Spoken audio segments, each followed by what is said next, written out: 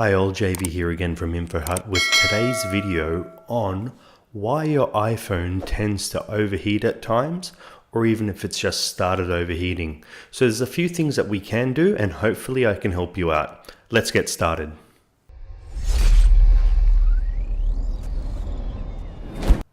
Okay, with this issue of your iPhone getting hot or overheating, this is not specific to your iPhone model. It happens with all models, and the good news is that, as I said before, there's a few things we can do to hopefully fix it up. Okay, now first of all, what we need to do is separate it into two types of possible issues. The first one being software and the second one being hardware. What I mean by third-party issues is stuff like your apps and software like your iOS main operating system on the actual phone.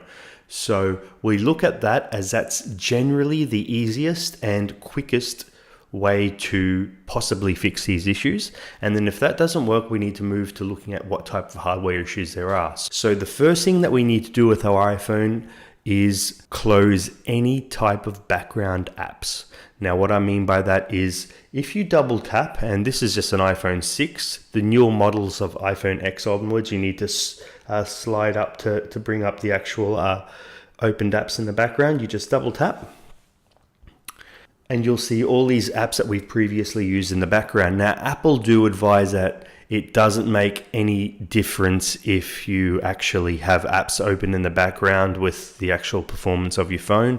But remember that third-party developers can obviously not be as good with their coding as say Apple is, and it can have some type of leak in the background where it could even bog down your actual iPhone. So what you do is you just slide up till all these apps are closed. Okay. And once that's done, what we do is we give it a good old restart. So we just turn it off and then we turn it on again. So essentially what we're doing through this whole process is we're just trying to refresh any type of software related issues that could have been lurking in the background by giving it a full restart. Now, the next step is that if this does not fix your situation, and you'll obviously have to use your phone for a while, and if it doesn't fix your situation, you'll have to go to the next step, which is backing up your phone and then giving it a full reset. And what I mean by full reset is you go to settings, okay, and then you go to general,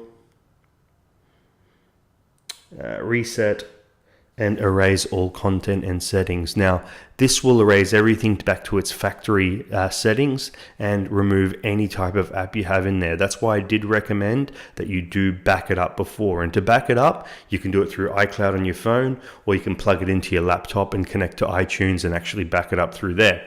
But when you do restore it, use the phone without your actual previous apps before you actually restore your old apps back on, because this will indicate whether it's going to be something that's still occurring with your phone, and it could be the hardware issue, or it could have been a previous app that you had running on your actual backup. So make sure that you do run it without restoring it.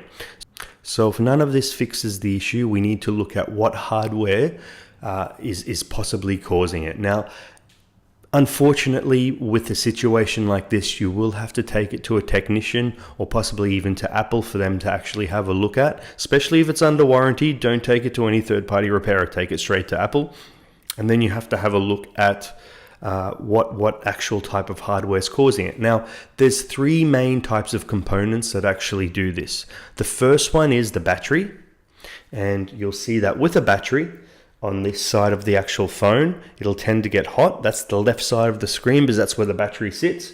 Or it'll get hot around the actual charging port when you try to charge it. So that can be the actual charging port as well on occasion, but it is associated with the battery on some situations. And then you've got, which is very common, the actual rear camera and the front camera. So If it tends to get really hot around the rear camera and you do know that the camera's not working well or it doesn't work at all, it'll be a dead giveaway that you need to replace the camera, and it'll fix the situation. And if it's the front selfie camera, you'll generally feel that when you put your ear to your phone, you'll see that there is a bit of heat there. Now, that can also be your ear speaker. So with this, it's a bit of common sense. If you do know that there's certain parts on your phone that is not working or that has failed, like your ear speaker, camera, charging port, whatever, and it is heating up around there, it's a pretty safe bet to say that you will have to actually replace that part to fix it from heating up in certain areas. So this is pretty much the gist of it. When it goes down towards the hardware route, you're not going to really generally fix this yourself unless you're a technician. But hopefully the software side of things does help you, and you can do a few of those tricks to actually see if they do work. They don't always work. It's probably about 50-50, so I don't want to get your hopes up or anything. And by all means, if you have anything that's more specific, or you do have a few questions that relate to this type of issue, drop a comment below, as I always try to actually reply to these questions. Once again, please like, please subscribe, and thanks for watching again.